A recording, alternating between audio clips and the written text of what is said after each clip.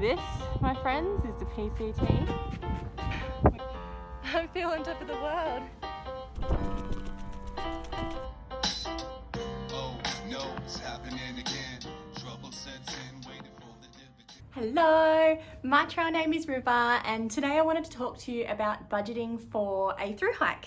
What I do, I start out with an Excel document because I really love Excel and it tallies everything up for you at the end anyway. So I list out how long I think I'm going to be hiking for.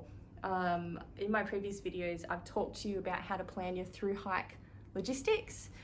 Once you've worked out your timeline and how long you're going to be out there, you'll be able to work out as well, obviously, if you're out there for a whole extra month, if you're like a little bit slower, or a month less if you're a bit faster, then there's a whole month of food in there that you need to try and figure out into a budget. So that's when I recommend figure out your logistics, figure out how long you actually think you're going to be out there, and then you know how many months or how many weeks you need to times your resupply by.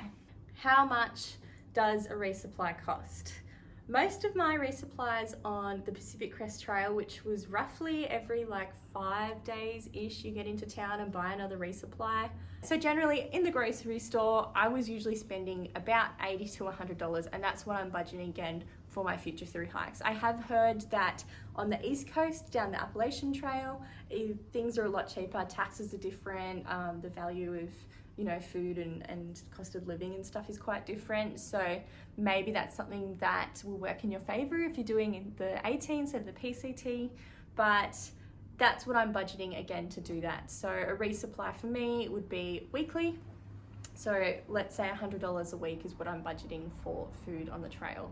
Generally that doesn't include any shipping or like posting. If I was posting me food ahead, I really believe that you can resupply out of a petrol station if you need to. Anyway, so there was no real need, and I still think that even if prices are inflated in one town, then the cost of shipping and buying a box and things like that, I'm sure it'll probably end up working out pretty similar anyway. So I never worried about it too much. Again, being international, it just simplified things for me. Town food, oh my gosh, this is the biggest variable cost you will have, and it is up to you to control it as well. Some people are working on a really tight budget, so they eat out of grocery stores, they eat out of hiker boxes. Other people are like, heck no, feed me, I'm hungry. That was me on the PCT, and I spent so much money on town food, including alcohol as well. Alcohol over there was actually pretty cheap, when you drink it in volume and shout at friends and things like that, it starts to add up, along with town meals as well. So when you think about if you're spending like 2 Neros or 140 in town, you're eating 3 generally pretty big meals. I got in a really bad habit of overeating on the trail, especially in town foods, because you just want everything you can see. You are always hungry. So I spent a lot of money. So I'm trying to control it a little bit for the future because I can see that that's where I bled out last time. So again, I'm probably going to allow, and being realistic, probably about $100 worth of town food for every sort of resupply, town visit, Nero, zero, however long you want that to be. And you need to think about also accommodation. There are a lot of places, a lot of towns, and a lot of trail angels that mean that you can stay for basically free or next to nothing. Trail angels welcome you into their home and you can sleep there and use their facilities. There are a lot of places that have like the local church will let you camp out the back. You can get a $10 campsite at the local campground. You get a shower with that. So it really depends on what experience you want to have when you're in towns, and I guess how well you're sleeping on the trail or not, how much you miss having a real bed or not. I personally didn't really care. I didn't care about sleeping in a bed and showering. I went through phases. Sometimes I didn't care. Sometimes I was like ready to murder for a shower. So I guess that just depends on the week that you've had out on the trail as well. But I was pretty happy just taking camping grounds and staying in hostels and then staying with trail angels. So I didn't really spend that much with accommodation, but it also depends how social your hike ends up being. So you'll be a lot of opportunities where you're the only person that isn't really that doesn't really care if they're going to go and sleep in a hotel or not. So you kind of just joining your friends doing it, because then you're the only one that doesn't, and you'll be on your own in the campground knowing that everyone's having fun in town. So there is, I guess, that element of peer pressure as well, that you can't really plan. You don't know how that's going to play out until you meet the people you're going to end up hiking with, and going from there. So keep it up your sleeve, have the flexibility. You know, you can always also share rooms, which is really common for hikers, to be putting way more people in there than what there is beds. We all bring our own sleeping mats and pads anyway, so you'll end up with, you know, 2 or 3 lucky hikers in a bed and then about 4 others just sleeping on the floor, and that's pretty normal and it's cheap. Gear replacement, and just, oh my God. So the thing that I learnt on the PCT was that the average life of your gear is about 3 months worth of full-time use. I just happened to be around the 3-month mark. Everything fell apart at once. You know, the shirt I was wearing was just like disintegrating and falling off me. I snapped a pole on my tent. My shoes had fallen apart, things like that. So I guess shoes is the thing that you're going to wear through the most. Really, you only want to be getting sort of roughly 500 miles out of a pair of shoes. Even that's pretty big. So on the PCT, I walked through 5 pairs of shoes and just wore them out. These are trail runners. They probably don't have as much life in them as what boots do, but boots aren't commonly worn on the trails anymore. But yeah, so basically I worked it out to be 1 pair a month, roughly. So you want to be chucking that into your budget, a new pair of shoes per month. You also want to be chucking a little bit of money in there for replacing clothes. So thermals get holes in them, your shirts get holes in them, especially in places that your pack will rub on you, just friction points. It's just a fact of life. Some people are like super hiker trash and just like wear it and in tatters and things like that, and it's a pretty cool look, but it's really hard to kind of walk through town and feel appropriate, but once you're out on the trail, nobody really cares. Some people just go op shopping and just buy, you know, new party shirts and hiker shirts and dresses and all kinds of fun things. Other people go to gear stores and go all out and replace their gear, and that was pretty much what I was doing as well, to be honest. It just seemed like the easiest, fastest way just to order something and get it delivered. The other stuff with gear is snow. So particularly if maybe not so much the Appalachian Trail, but the PCT, the CDT, it's pretty typical that you cross a desert and then you head into snow territory. And it's pretty inconvenient, obviously, to carry snow gear all the way through, you know, 1,000 kilometers of desert or 700 miles of desert. So here's your golden opportunity to go shopping, or post ahead if you already have it and things like that. Obviously I didn't, coming from Australia. I just wasn't interested in paying like $70 and shipping things across. So I waited till I got to Kennedy Meadows and bought all of my snow gear while I was over there. I probably spent about $200. So micro spikes, a bear canister and an axe are the things that I end up purchasing. And you can always look into loaner programs and things like that. They're starting to pop up everywhere.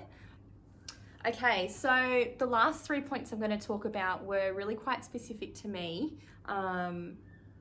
And these are also things that are going to be unique and different for everyone, depending on if you're international or not, and what level of covers and policies and packages and what your life looks like back home, basically. So the first one is travel insurance. That was a really big cost for me, obviously getting 6 months worth of travel insurance. And I'm not going to go into the specifics because policies change every year, and I know that they've changed since I hiked, and for my next through hikes I'm going to have to look into this as well. And I know on the Facebook pages and things like that, travel insurance policies always end up being like a really big question that's asked that no one can really answer. So my best advice, at least, I've got some hot tips. The first one is get basic cover for 6 months. The thing that I found to be the most challenging to get covered for was being in high altitude. Anything over 3,000 meters elevation seems to void a lot of health policies. And also the fact that you're using an ice axe and microspikes, a lot of policies tend to class that as mountaineering with equipment. The loophole in the policy that I ended up finding for my through hike was that it excluded mountaineering with the use of ropes. We weren't using ropes, so that was good enough for me, and I went along with it. But that's just, I guess, the catch points that you want to be looking for. But really, in hindsight, I think what I'd be doing next time is getting 6 months worth of basic cover, and then getting secondary specific covers for just the sections where you're doing, for example, on the PCT, the Sierras, where you're going to be in higher elevation, you're going to be doing Mount Whitney. That's when you want to be getting a lot of your insurance policies. Garmin InReach as well, they have a policy that will protect you or will cover you for helicopter rescues. So I didn't look too far into my travel insurance policies for helicopter rescue and things like that. That also really depends on what company or what organization actually rescues you. There's so many different types that are either state funded or locally funded or volunteer. So it's pot luck whether you're going to get charged for it or not. And it really just depends on who responds first to your call for help. So I didn't think too much into it. I thought, you know what, if I end up needing to press for a helicopter button, paying for it will be the least of my problems. The Garmin, I guess that's another good one. So it's, if you're, firstly, please, everyone travel with a personal locator beacon, PLB. I went for the Garmin InReach because it had some extra features. It is a two-way text as well, which is fun if you want to be hearing from home. I preferably didn't really use that to text friends and family unless it was an emergency. But I think it's a really good feature to be in contact with emergency services. If you do need a rescue, you can at least give them an idea of what's happened, and you can hear from them and guess, as well, and get some more information about how far away they are and things like that. So that was my safety blanket. It also had GPS locator on it, so I can use the screen and maps, and that was my backup if my phone died or it got lost or whatever. I had another GPS with me. So I thought that it was fantastic for all of its features and usability. A lot of people are going for the Garmin Mini device. That's a pretty good backup as well. So yeah, the Garmin, it just depends on what policy you get, what level plan you're on. That was $70 a month for me because I just said, just give me everything. I probably wouldn't get a plan that big in the future because I didn't really use the text functions. I didn't use the weather functions. I just kept it there as a backup. I really tried to avoid using it just to preserve its battery life in case, even though it has an exceptional battery life. And I did track every night, like check in where I was, because then you get this cool dot to dot up the map of how far you've come. So I really enjoyed that aspect of it as well. Okay, and then expenses back home. This is a pretty big one that you need to consider. It's something that I didn't really think about too muto when I was building my budget for my first through hike, but it does add up. So things like car insurance I kept for my car because I wanted it to be covered for fire and theft while I was away. My health insurance, in hindsight, I would pause my health insurance for a future through hike, but I kept it running in the background just in case I came back with any big injuries or anything that I wanted to get straight into my physiotherapist and start getting, you know, recovery treatments and things like that for it, but it wasn't worth it. I should have just paused.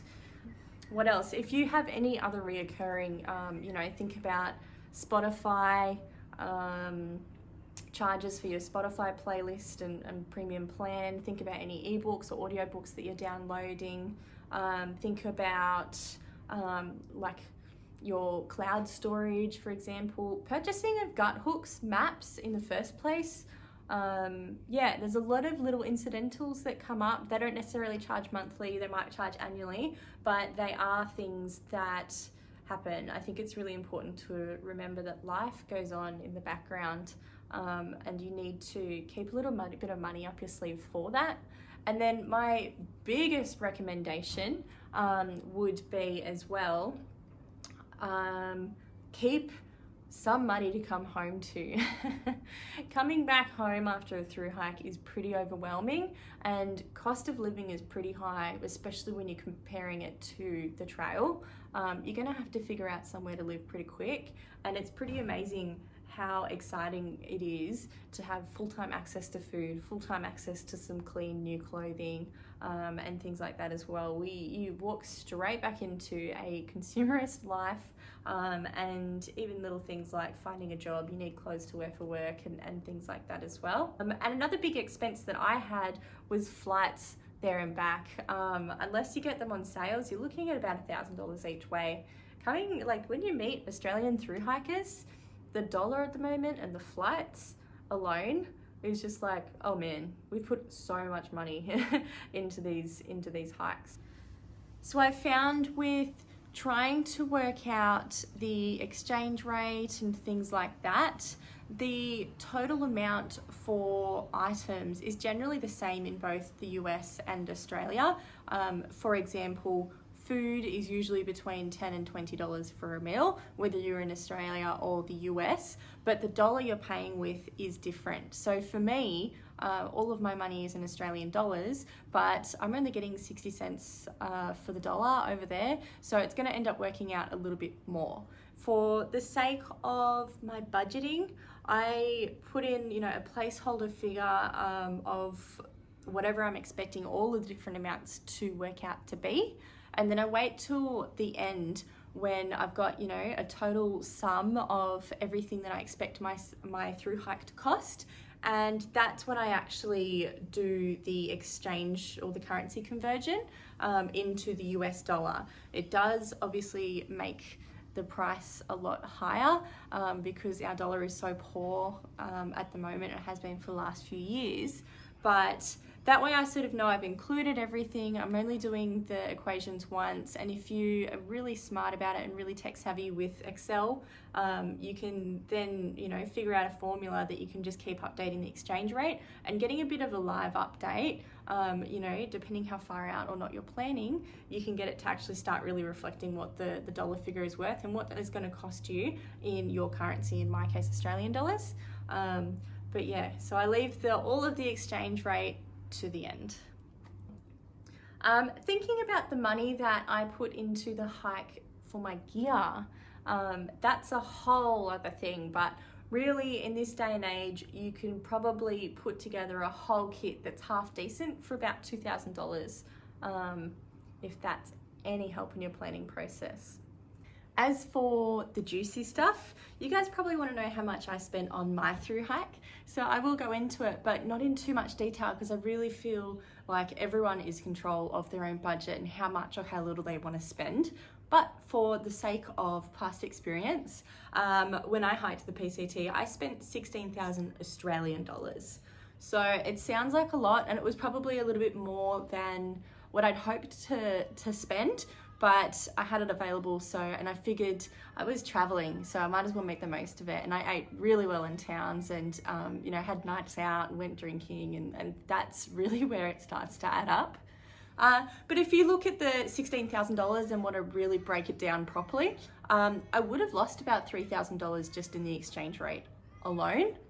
And then $5,000 of that were all subscriptions and things I was either paying at home or like additional fees. So things like my flights were in that, my travel insurance at home, like I mentioned before, health insurance, car insurance, different phone bills, including the Garmin, and sort of all of those together over the 6 month period, that's $5,000. So 5, 6, 7, 8, that's $8,000 right there. So the other $8,000, that's what I spent in towns on resupplies, those types of expenses. And really that's probably a better reflection of what most people would probably be spending. And for my future hikes, I'm going to be doing what I can to reduce some of those bigger things, maybe get flights on special, reduce the insurance policies I have, reduce all the different reoccurring account subscriptions and all of that. But yeah, so that was the cost of my hike. I certainly hope it's not that high again in the future, but I was lucky and I was in a position where I could spend that much and it was okay. I'm gonna chuck out a bunch of extra videos for you as we go. So good luck with your through hike, and yeah, give me all of your other tips and advice down below. If there's anything I've missed, share it with everyone else. And yeah, thank you.